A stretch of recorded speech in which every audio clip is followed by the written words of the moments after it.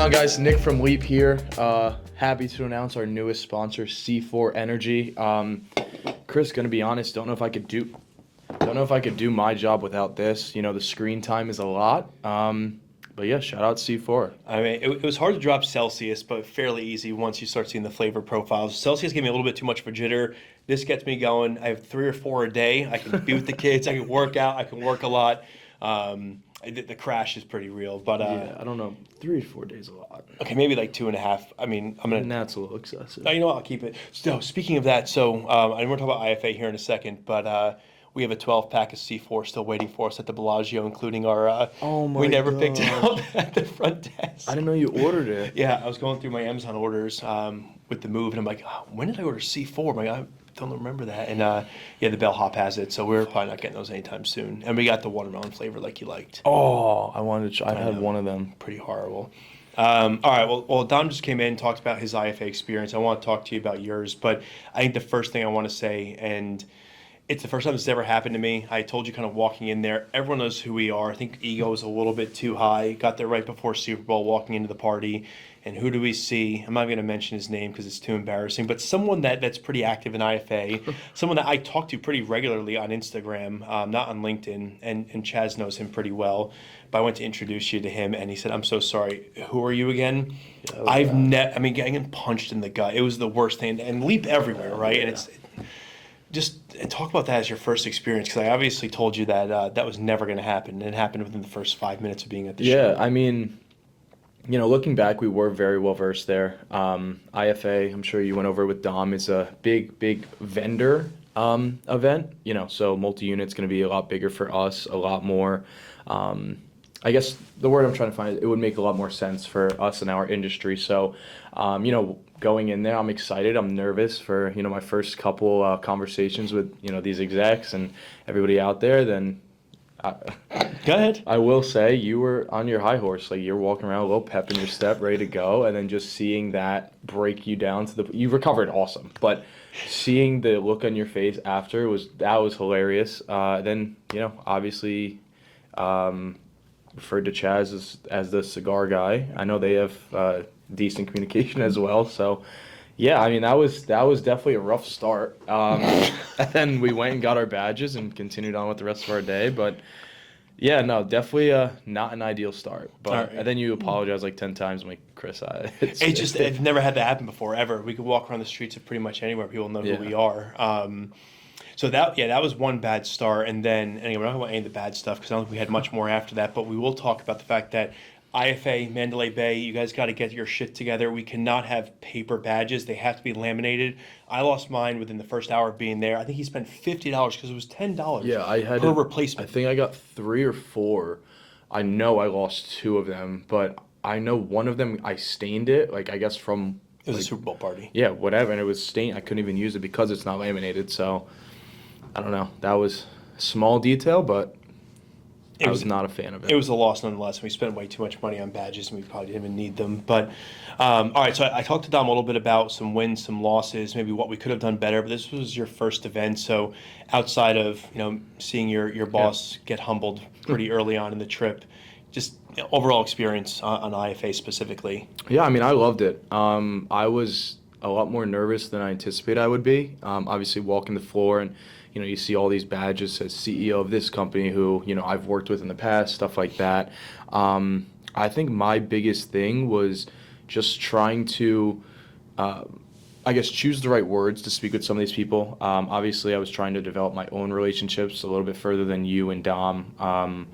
But I would say my biggest takeaway is that what we're doing is definitely correct, right? Yeah. We've seen a lot of people. I mean, it got to the point where I was in the bathroom and I had my Leap Brands hat on, and 4 men in Navy suits came up to me and they're like, "Oh, Leap Brands," and they wanted to hear more about it. I had probably a 10-minute conversation in the bathroom. It was a little uncomfortable, but I'm happy. They noticed us from social media. They obviously know what we do in terms of recruiting, and they had very, very nice things to say. So I was definitely appreciative of that. As far as the overall event, I mean, thank you again for having me there. I loved every second of that. I loved, obviously, waking up at 9 a.m. somehow and then, going through our day like a typical 9 to 5, then enjoying it afterwards. Made a ton of connections, a ton of memories. But, I will say, I thought I prepared definitely enough. I was very wrong. My biggest mistake was not putting faces to names. So I was telling Zeke a little bit of that earlier to prep. Definitely do that. I can't even tell you how many candidates have already reached out to me, that were at IFA that I didn't get a chance to speak to just because, I didn't go through the full contact list, didn't do my own due diligence. So other than that, it was awesome. It was unbelievable experience. 7 days in Vegas is absurd. That was crazy, but yeah, I mean, I loved it. I loved it, and I can't wait for next year. Yeah, we're probably not going to do that length of time. I mean, obviously, we left early. We had to. We couldn't spend another minute in that place. We didn't even talk about Dom's experience on the way home and the fact that he had the guy next to him throwing up the Oh whole my way, which gosh. was horrible. But yeah, I mean, I think the biggest thing with IFA is we need to kind of better figure out what our cadence is going to be because it's such a different show than multi-unit. Yeah. Like multi-unit deals are getting done. The opportunity to talk about some of our services a little bit more organically is great. This one definitely makes us more of industry professionals and what's going on in the franchising world from a political standpoint, which again, we need to know it to be able to have some high-level conversations and know where maybe some gaps are with some of our clients. But you talked to a lot of people that you did know, that you did not know, and one thing that I made you do, and I know you were pretty taken back after the first day being in the exhibit hall, we saw someone that was very, very important to the franchise community, probably one of the top females and people, period, at that organization or event, I guess I should say, and I told you, point blank, go and talk to her immediately, and you did it. I'll tell you, I would not have done that.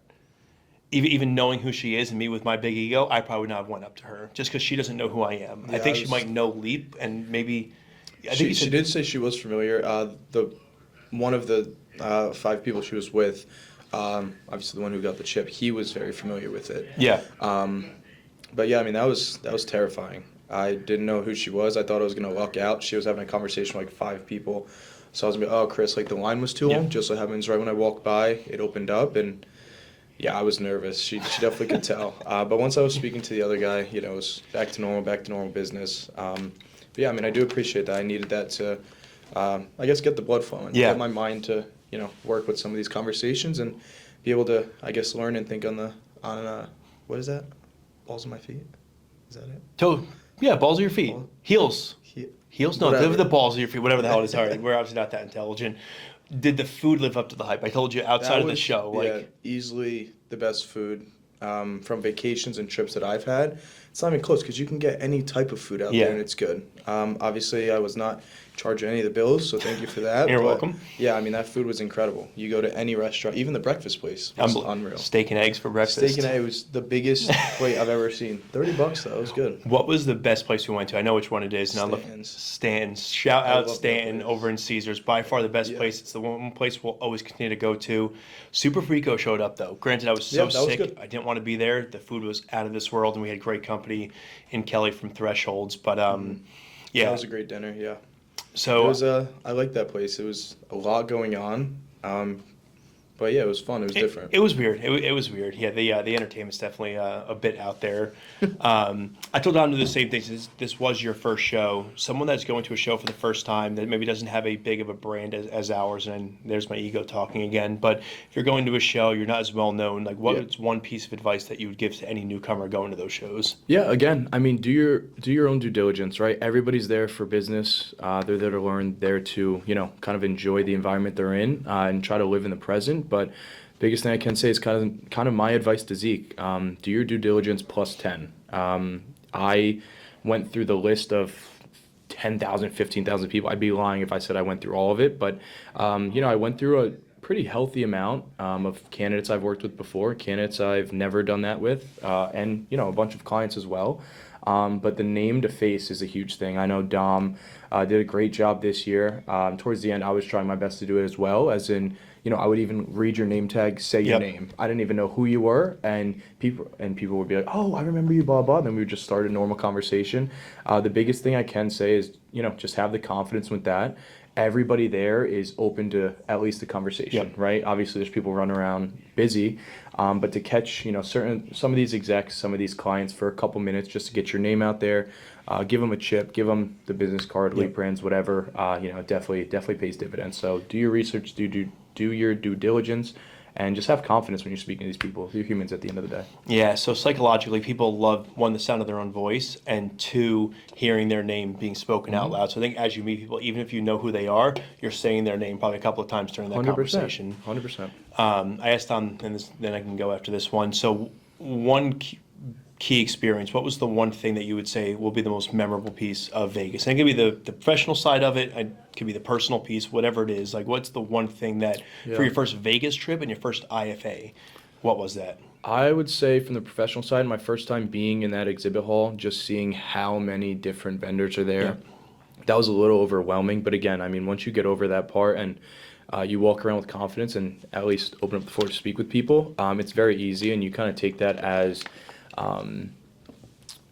obviously a positive, right? There's a lot of opportunities to speak and business development, but to be transparent, I just think it's not necessarily just the going out. I think it's the dinners, the breakfast with clients, everything like that, to where you can be in a social aspect. I feel like that's really where, that's kind of our bread and butter, right? We try to, like you say, modernize the legacy industry, and that's really where we take advantage of it. It's us trying our best to be normal human beings, to be very social, to be, very down-to-earth people. And obviously that's worked very well for us. I mean, it's the dinners and the social aspect that, I obviously had the most fun with.